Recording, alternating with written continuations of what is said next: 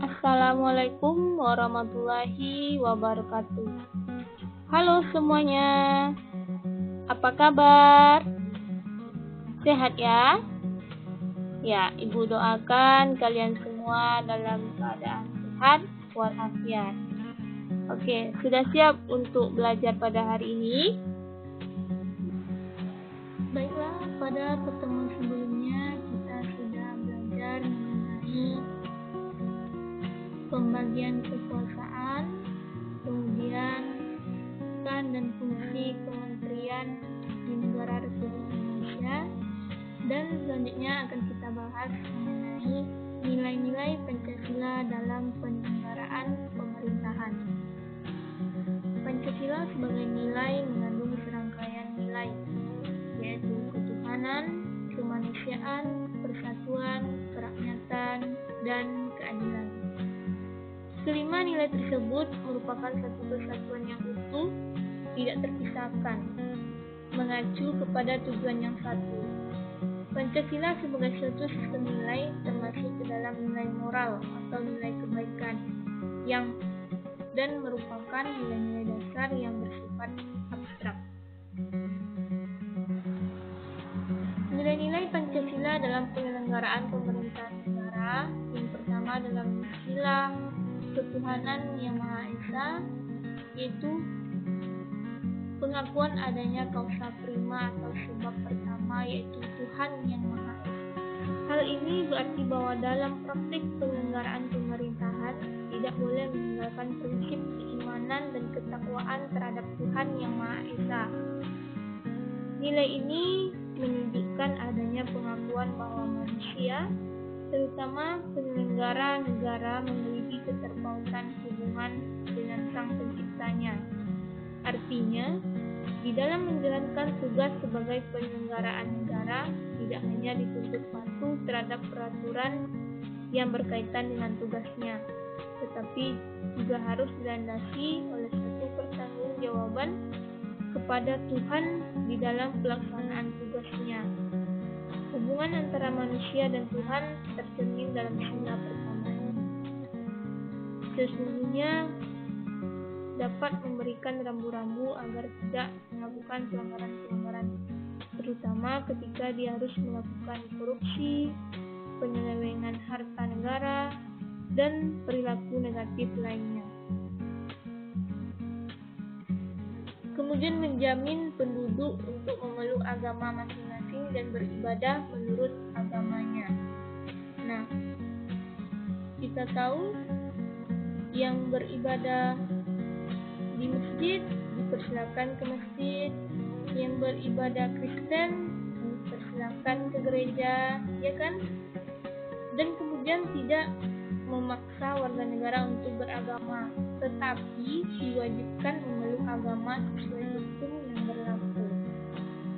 Jadi, setiap warga negara ini dibebaskan untuk memeluk agama Islam kah, Kristen kah, Buddha kah, tetapi sangat dilarang tidak memiliki agama. Jadi, warga negara Indonesia itu diwajibkan memeluk agama sesuai dengan kepercayaannya. Kemudian ateisme, tidak mengakui adanya Tuhan, dilarang hidup dan berkembang di Indonesia. Nah, seperti yang kita ketahui, ada pepatah, adat bersendi syarak, syarak bersendi kita bulan. Nah, setiap kita mempercayai adanya Tuhan. Nah, jika dia tidak mempercayai Tuhan, berarti orang tersebut dia tidak memiliki ketakutan atau dia tidak takut berbuat salah karena tidak akan ada yang mengadilinya di akhir kelak. Dan dengan agama ada sesuatu hal yang menjadi pedoman kita yang menghambat kita untuk berbuat sesuatu yang tidak baik. Apakah ada agama yang mengajarkan ketidakbaikan? Pasti setiap agama mengajarkan kebaikan, ya kan? Kemudian menjamin berkembang dan tumbuh suburnya kehidupan kehidupan beragama, toleransi antar umat, dan dalam beragama. Negara juga memfasilitasi bagi tumbuh kembangnya agama dan iman warga negara dan menjadi mediator ketika terjadi konflik antar agama. Dan nilai dari sila yang kedua yaitu sila kemanusiaan yang adil dan beradab.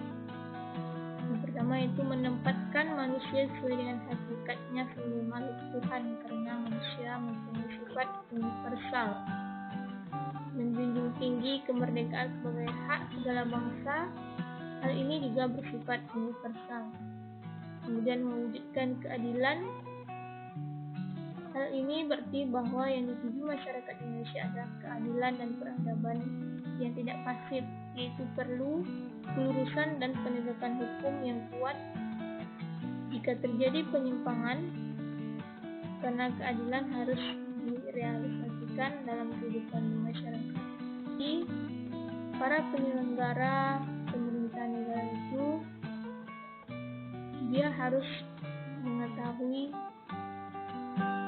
hak dan kewajibannya sebagai penyelenggara negara dan bagaimana kewajibannya terhadap orang yang akan diperintahkannya. Kemudian yang ketiga, nilai sila persatuan Indonesia, yaitu harus nasionalisme, cita bangsa dan tanah air, menggalang persatuan dan kesatuan bangsa, menghilangkan penonjolan kekuatan atau kekuasaan, keturunan dan perbedaan warna kulit, menumbuhkan rasa senasib dan sepenanggungan. Nah, bagaimana kita ketahui, masyarakat Indonesia adalah masyarakat yang majemuk, di mana kita semua berbeda, tapi kita semua tetap bersatu, yaitu Bhinneka Tunggal Ika. Walaupun berbeda-beda, kita tetap satu jiwa. Tidak ada kita mendiskriminasi suatu agama, suatu golongan, suatu ras, dan perbedaan-perbedaan lainnya. Kemudian yang keempat, nilai sila kerakyatan yang dipimpin oleh hikmat kebijaksanaan dalam permusyawaratan perwakilan. Hakikat sila ini adalah demokrasi. Ya, demokrasi dari rakyat, oleh rakyat, dan untuk rakyat. Bagaimana kita ketahui, misalnya pemilu. Pemilu adalah contoh dari demokrasi itu sendiri, di mana rakyat memilih yang akhirnya kepada rakyat juga hasilnya. Kemudian permusyawaratan, artinya mengusahakan putusan bersama secara bulat, baru sesudah itu diadakan tindakan bersama. Di sini terjadi simpul yang penting, yaitu mengusahakan putusan bersama secara bulat. Nah, bagaimanapun bentuk permasalahan kita, baik itu dengan keluarga, sekolah, masyarakat, dan negara, pasti akan ditemui yang namanya musyawarah, ya kan? Karena dari musyawarah itulah kita akan mendapatkan tukar pikiran, solusi dari masalah yang akan datang. Kemudian dalam melakukan putusan diperlukan kejujuran bersama. Hal yang perlu diingat bahwa keputusan bersama dilakukan secara bulat sebagai konsekuensi adanya kejujuran bersama. Dan perbedaan secara umum demokrasi di negara barat dan di negara Indonesia itu terletak pada permusyawaratan rakyatnya. Nah, jadi negara kita ini memang sangat menjunjung tinggi permusyawaratan dan tentunya dilandasi dengan kejujuran. Kemudian sila yang terakhir yaitu sila sosial bagi seluruh rakyat Indonesia. Kemakmuran yang merata bagi seluruh rakyat dalam arti dinamis dan berkelanjutan.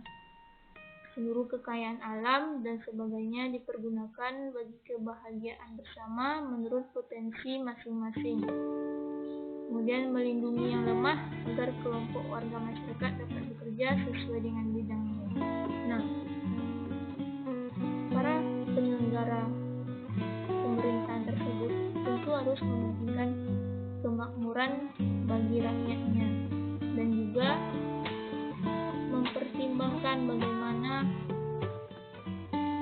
merealisasikan kekayaan alam Indonesia ini, yang mana juga untuk memperkuat perekonomian Indonesia sehingga kemakmuran itu dapat tercapai.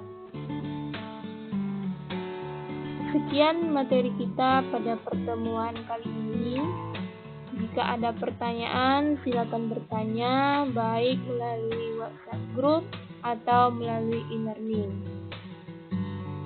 Lebih dan kurang Ibu mohon maaf. Ibu akhiri dengan Assalamualaikum warahmatullahi wabarakatuh.